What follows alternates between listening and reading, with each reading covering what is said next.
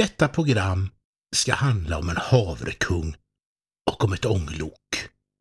Bägge med samma namn. För en gång i tiden hade ånglok namn, precis som båtar ännu idag har. Visst skulle det passa bra om lokföraren och även eldaren åt havregrynsgröt till frukost, lunch och middag och hade havrekockor med som färdkost. Ångloket Adolf Wilhelm Petri byggdes år 1900 av Motala verkstad och det kom först att ägas av och trafikera den smalspåriga banan Vetlanda-Sävsjö järnväg, förkortat HVSJ. Adolf Wilhelm Petri, som har namngivit loket, kallades när han levde dels för havrekungen och dels för Vetlandakungen. Och på så sätt kom ju ett sädesslag till med i namnet, vete. Havrekungen föddes 1844 som 8:e barn av 11 syskon. Fadern hette Johan Erik Klostergren och modern Margareta Kristina Birgersson. Familjen kom dock att byta namn till Petri och Wilhelm Petri föddes på Utö och gick i skola i Strängnäs och hamnade senare hos sin halvbror i Eksjö där han började utbilda sig inom manufaktur. Och år 1869 kom Adolf Wilhelm Petri till Vetlanda och kom där igång med en speceri och diversehandel som han höll på med ända fram till 1893.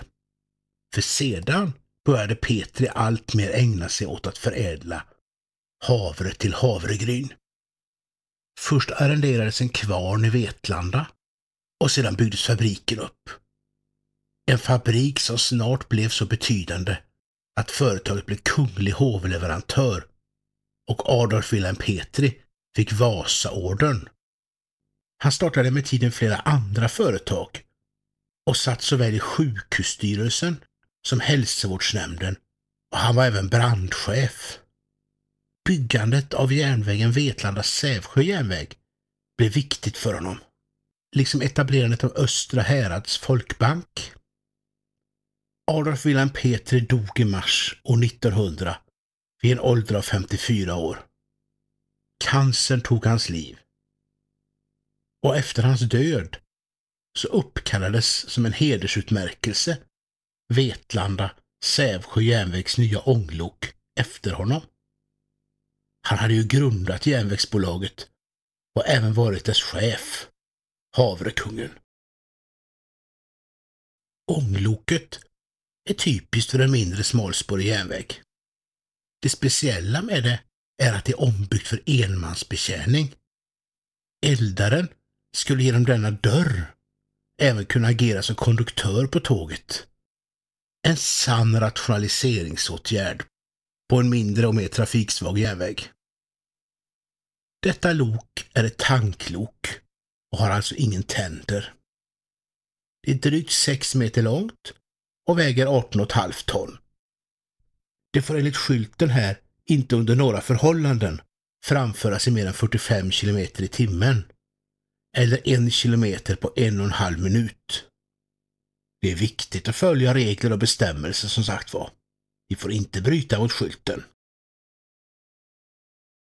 Den smalspåriga järnvägen med 3 svenska fot spårvidd mellan Vetlanda och Sävsjö som Adolf Wilhelm Petri var så engagerad i öppnade för trafik 1884 och 1915 gick bolaget samman med Vetlanda Målilla järnväg och blev nu till Vetlanda järnvägar.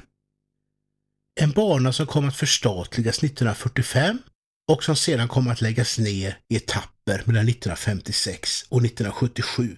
Idag är alla bandelar upprivna förutom sträckan mellan Vetlanda och Kvillsfors som under mitten av 1980-talet breddades till normalspår och används idag som sådant. På buffertbalken står det idag en 4 och det är lokets nummer vid Vetlanda-Sävsjö järnväg. Men loket har även haft ett SJ-littera och ett SJ-nummer. Det heter det KP och numret var 3048. År 1945 var loket KP 3048 redan 45 år gammalt och ålderstiget. Det är ett våtångelok utan överhettare.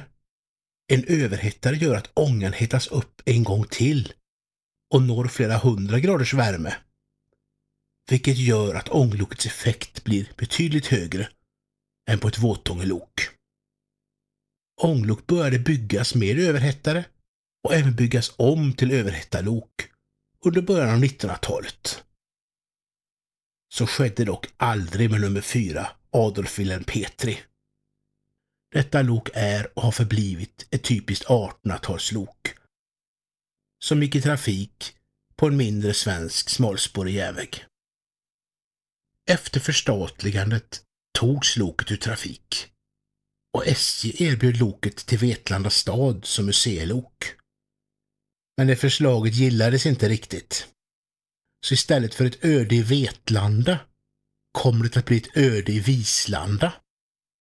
Vislanda var en plats dit många lok kom, men få lok fick lämna. I alla fall i helt skick. Men Adolf Wilhelm Petri var ett undantag. Eller kanske till och med dragare av ett undantåg. Som räddades år 1958 av Algot Andersson i Nässjö. Och loket kom att ägas av Järnvägsmuseet.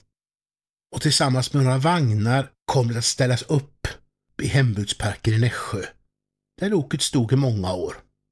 Och jag har ett bestämt minne av att jag som barn har sett loket och hela tågsättet uppställt i Hembygdsparken i Nässjö. Och 1996 lämnade loket dock Nässjö och deponerades hos Anten Grävstens järnväg utanför Alingsås.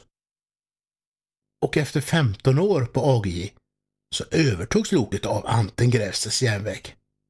Och det har nu i många år stått här i museihallen i Anten. Och är idag inte minst bland barn ett mycket populärt lok. Det var länge sedan loket senast reviderades. Och det var länge sedan det var under ånga. Det har nog troligen inte reviderats sedan slutet av 1940-talet. Om denna skylt stämmer förstås. Vissa inspektioner av loket har gjorts vid AGJ för att eventuellt i framtiden kanske kunna göra loket körbart igen. Även om det är en hel del arbete tills dess. Loket verkar ändå vara i rätt gott skick för att ha stått utomhus i Nässjö i så många år. Wilhelm Petri har inget vatten i pannan.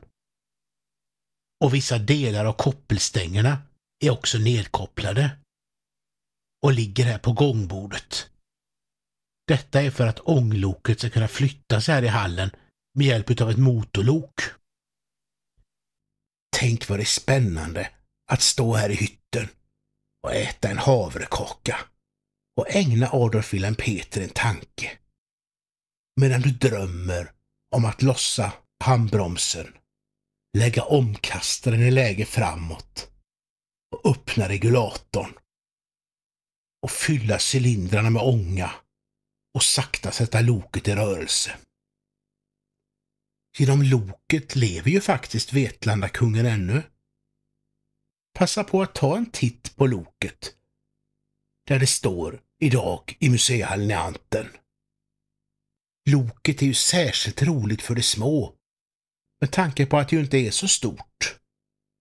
Men trots sin litenhet så rymmer det ändå en hel havrekung av Vetlanda.